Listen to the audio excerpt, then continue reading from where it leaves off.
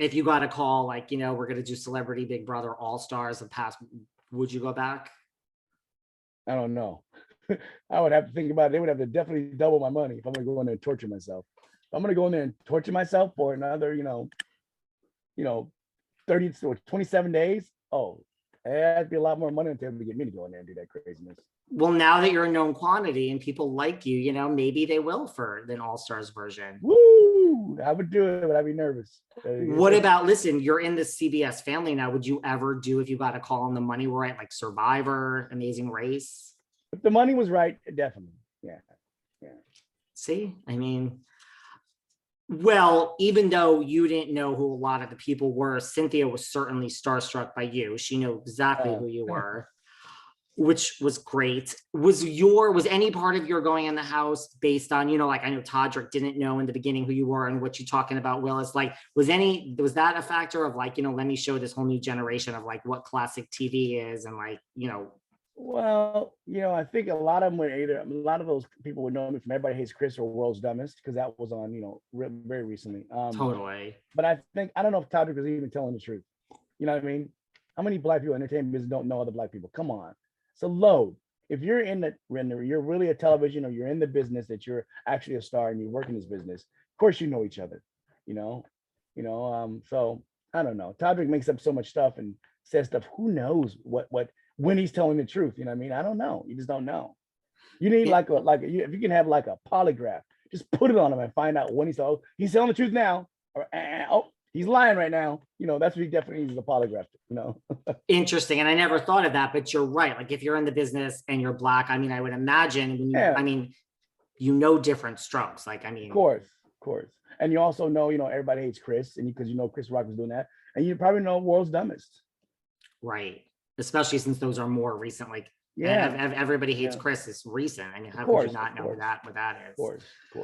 When you look back on your time on Diff'rent Strokes, like way back at the beginning of your career, I know you did some acting before that, but does that seem like yesterday to you? Like, do you have vivid memories? It was a long time ago. It was a long time ago. I was in Roots and Little House on the Prairie, and those were a really long time ago. I remember doing what's that? Which airline? United Airlines commercial. Oh my God, that was like 74, 73. Wow.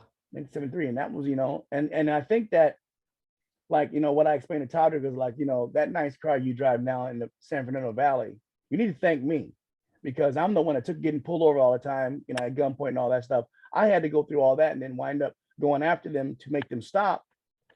So say thank you, because I'm the one that had to take the torture, Did he understand like what you were trying to say? Todrick only understands what he wants to understand, and just himself. He's good at understanding himself. That's about it, I think. Right. And I have no ill regards against the guy. I just think that what he did was terrible, and then, hearing what they said about me, is terrible, there's a lot of things I could have said about that guy, but I didn't, because it's wrong. It's wrong to me to go out and just, you can tell the truth like what I'm doing now, but it's wrong to go out and just tell vicious lies about people and just, it's, to me, that's not a part of the game. The game is not lying on someone. The game is just trying to work your way around it and see what you can do by getting around them and getting them out, getting people to help you vote, but not telling vicious lies. Because to me, that's a shortcut. You know what I mean? I could have went around telling vicious lies, on both of them, but I didn't, because it's just wrong. I played the game, the best way I could and try to get there and try to win. I got to the Final Four, but I knew in 7 days before that I was done. When I started seeing when I had all my allies was going, I was like, I'm done. I'm going to be out soon. I knew that. And to your point, like once someone's out of the house, there's no gameplay now. Now it's just a different. Yeah, they're gone. Like you have beat them up to this point. Yeah. What are some of the what sticks out as like a highlight of a memory from Diff'rent Strokes to you? Like just as one or two.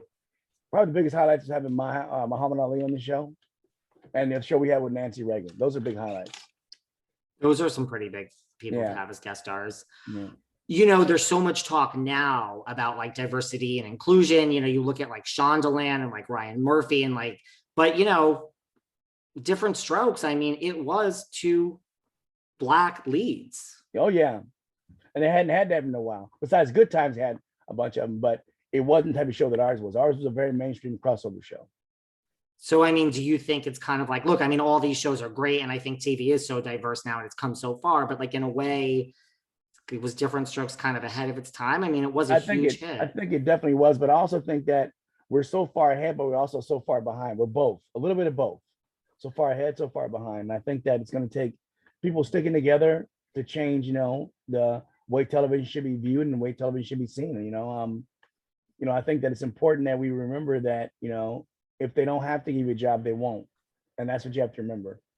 So we have to make opportunities and jobs for ourselves. I mean, look at why the music business is so huge now. The hip hop music. Look what they've done. They've been able, because they don't need somebody to back them. They can go sell their album on the internet. They don't need nobody. And they can make millions of dollars that way. So, most reason why most companies get involved because they want to get a part of the money, and the key is, you can't really go sell movies out your trunk. You know what I mean? Because how are you going to view it?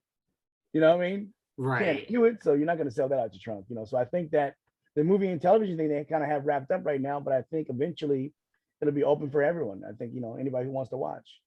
Do you remember, like, when you were on Diff'rent Strokes, like when you say like it was so far behind, even though it's partly ahead, like, do you remember feeling that like this is just an opportunity that, Yeah, I mean, it's a hit? I knew it was an opportunity to change America, to help change a part of America. I think that when people realize that we're all human, doesn't matter what color you are, what race you are, what sexual orientation you have, we're all human beings. And the fact of the matter is, things are changing. It's 2021, but it doesn't seem like it's changing. It is, but then you see something and it pulls you back like, wow, why did that happen in 2021, or 2022, sorry. But you still get nervous about it. You just want to make sure that we should start viewing each other as Americans. Americans first, human beings second, but Americans. We should be trying to protect Americans. But we spend so much time worried about other stuff or, doing bad stuff and listening to bad people that I think that it's destroying what America really stands for. And just be kind to people, like, to your point. I mean, people have gotten so nasty. Oh yeah, people are. I mean, some of the stuff. But then when you say something back, like if someone says something nasty to me and I say it back, I'm the bad guy. How am I the bad guy when they said this? You know what I mean? Right. But that's just how it is. I mean, the media loves to pick on me, so I just get used to it and I kind of walk away from it.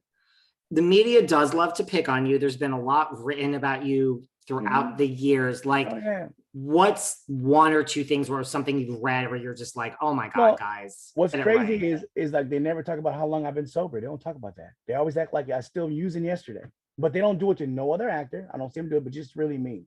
Like they'll be talking about something new I'm doing, and all of a sudden they bring up, and in 1985, and it's like, oh, come on, dude, really? You're gonna bring up something that long ago, 30 years ago, you're gonna bring stuff up? It's terrible. And it has made me shy away from the media a lot. Made me shy away from a lot. Really? Because you just feel like you start getting into something and somehow it goes in that direction. Oh yeah, that's what they always want to do because it sells better for them, Right.